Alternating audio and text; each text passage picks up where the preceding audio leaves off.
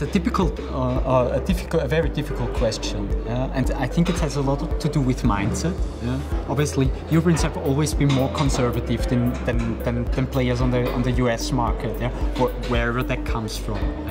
I think what we've seen in the last few years is that that European valuations have speeded up. They're still very sober compared to for example, US valuations. However, I think the gap between those valuations on the market, it became smaller and smaller. Let's see how this develops. Maybe in some year we find an equal value on that. I think this has a lot to do with information available, actually. As you know, I mean, that's not Austrian or European specific. It also refers to any, I don't know, US market or Asian market.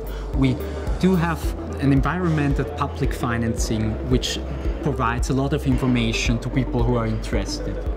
Those companies that are financed on the public sector, they have to provide and have to get audited their financial information, for example. There are a lot of authorities that question any decision or any development in the market or in the business of those companies. So there is a lot of valuation available, and the more information that you have, if you put that into your valuation concept, parameters and estimates become more clear.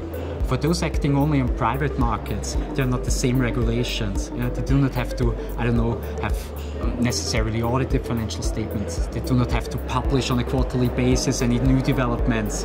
It's more or less a lot of...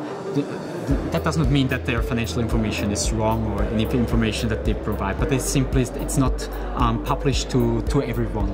And this means that parameters, estimates that you use in evaluation, the degree of estimation is higher, and giving this into a growing company and putting all those parameters together, where you usually have a very high anticipation how a company develops, I think it makes then common sense that on the private sector, valuations tend to be a little bit higher than on the public sector.